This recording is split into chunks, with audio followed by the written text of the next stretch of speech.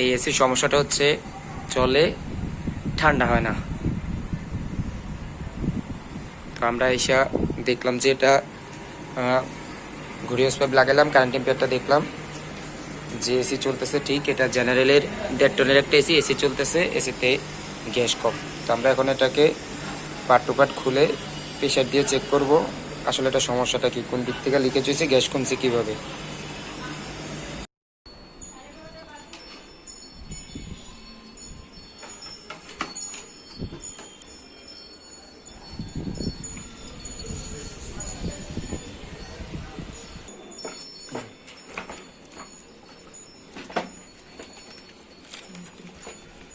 ওই যে ড্রেন পাইপের কস্টিপটা খোলো, এটা না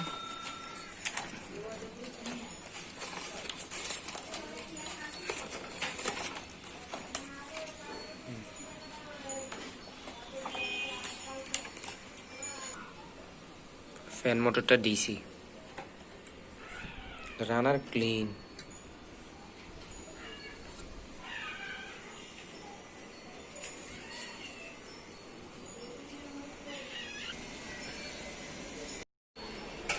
এই এসিটা জেনারেলের এসি, জেনারেল 1.5 টনের এসি আর 410 গ্যাস। এটার এই যে ইনডোরটা লিক, ইনডোর লিক বলতে এসিতে গ্যাস কম, গ্যাস কম ছিল, ঠান্ডা হয় না। আইসা দেখি যে গ্যাস অনেক কম, সেক্ষেত্রে আমরা এখন ইনডোরটা আনইনস্টল করে ফেলছি। ইনডোরের এই যে এভাপোরেটরটা খুলছি, এখন দেখবো এটা লিকেজটা কোন পাশে। এই কাভারের স্ক্রুগুলো খুলছো, এই স্ক্রুগুলো থাকে, এই স্ক্রুটা খোলো, জেনারেলের এই যে এই স্ক্রুটা থেকে, হ্যাঁ এটা খোলো, স্টার নাও।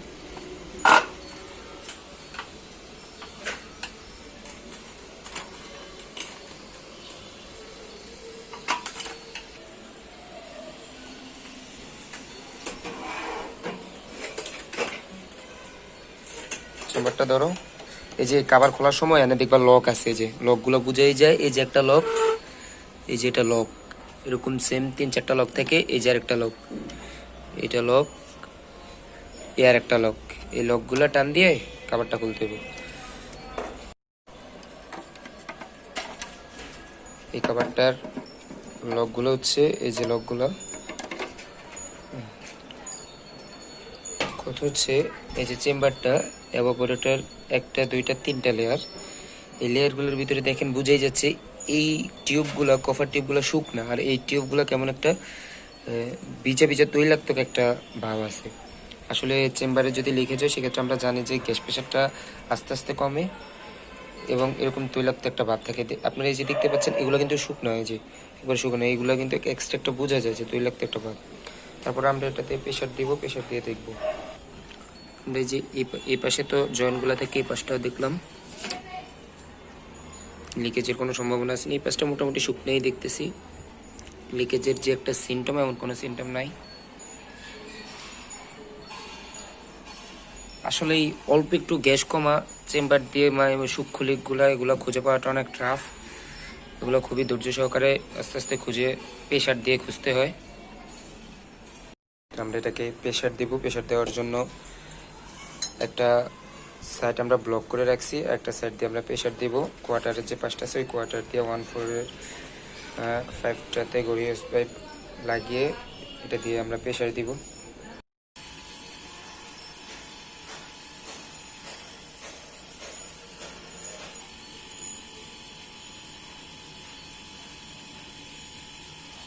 চুপ,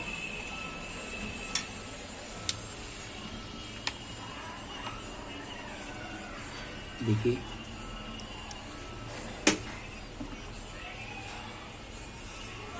প্রেশার আছে কত,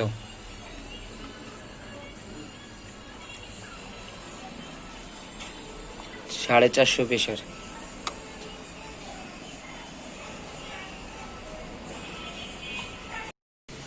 তো ইনডোরটাতে 2টা লিক পাইছি, একটা যে এই পাশে একটা লিক পেলাম, সেটা রিপেয়ারিং করলাম। এখন আবার আরেকটা লিক বাইরে হয়েছে, এই যে দেখতে পাচ্ছেন, এই যে একটা লিক বুদবুদ উঠতেছে।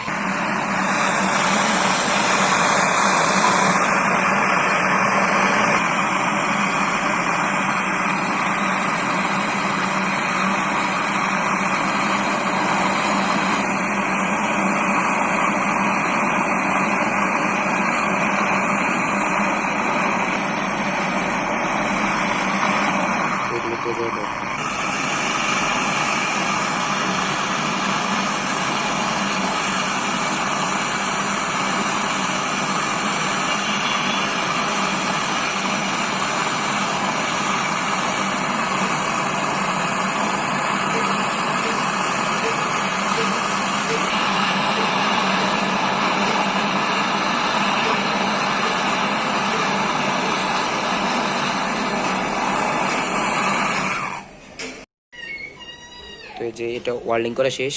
এখন আমরা আবার প্রেসার দিয়ে আবার চেক করব আর অন্য কোথাও লিকেজ আছে কিনা।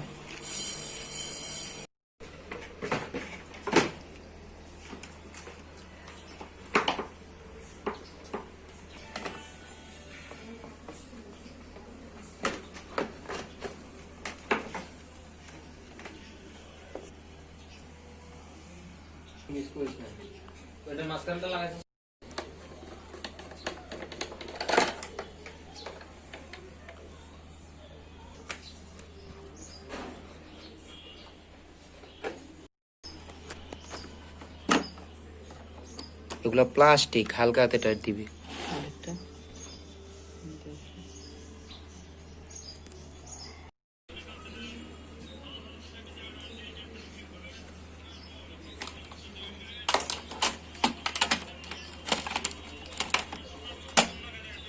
ধরো ধরো, লাগাও, স্ক্রুটা লাগাও।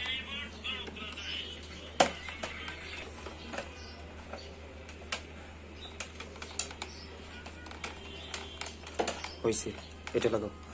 এই প্লাস্টিকের একটু হালকা টাইট দিবি, যে জোরে টাইট দাও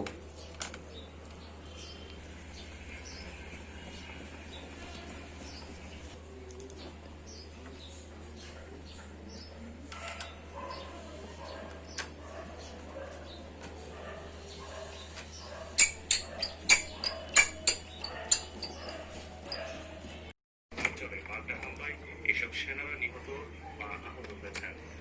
ওই বিবৃতিতে আরো বলা হয়, 27 থেকে 30 সেপ্টেম্বর পর্যন্ত যুদ্ধে 130 ট্যাঙ্ক ও সাজোয়াজান, 200টির বেশি আর্টিলারি ও মিসাইল সিস্টেম, প্রায় 25টি বিমান প্রতিরক্ষা ব্যবস্থা, 6টি ফার্স্ট সেনা কমান্ডের অধীনে কর্মরত একটি আর্মেনিয়ান ব্যাটালিয়ন প্রচুর ক্ষয়ক্ষতির সম্মুখীন হয়ে এলাকা ছেড়ে পালিয়েছে। রোববার থেকে শুরু হওয়া এই যুদ্ধ আরও ভয়ঙ্কর আঘাত ধারণ করেছে। আজারবাইজানকে সমর্থন দেওয়া তুরস্কের এগুলো হচ্ছে সুইং আর ডিসপ্লে লাইন। অভিযোগ পুরোপুরি অস্বীকার করেছে আঙ্কারা। তুরস্ক এবং আজারবাইজান দুই পক্ষে জানিয়েছে সস্তা প্রোপাগান্ডার জন্য একইভাবে তুরস্ককে দোষী সাব্যস্ত করার চেষ্টা করছে আর্মেনিয়া। সোমবারই বিতর্কিত অঞ্চল আজারবাইজানের আর্মেনিয়া বেআইনি এটা হচ্ছে ফ্যান কানেকশন। তুরস্কের দিকে আনুগত আর্মেনিয়া। অভিযোগ, আর্মেনিয়া বিমান বাহিনীর একটি এস-25 যুদ্ধ বিমান তুরস্ক ধ্বংস করেছে। তুরস্কের F-16 যুদ্ধ বিমান আকাশেই আর্মেনিয়ার যুদ্ধ বিমান ধ্বংস করেছে বলে অভিযোগ দিয়ে আর্মেনিয়া সরকার বলা হয়েছে। অংশ নেই ফলে আর্মেনিয়ার যুদ্ধ বিমান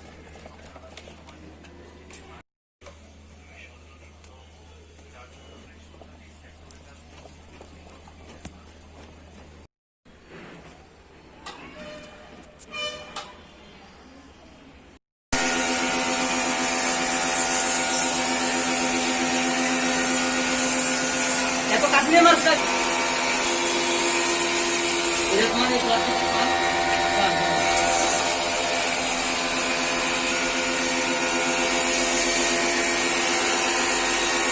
এটা ওইটাকে মাত্র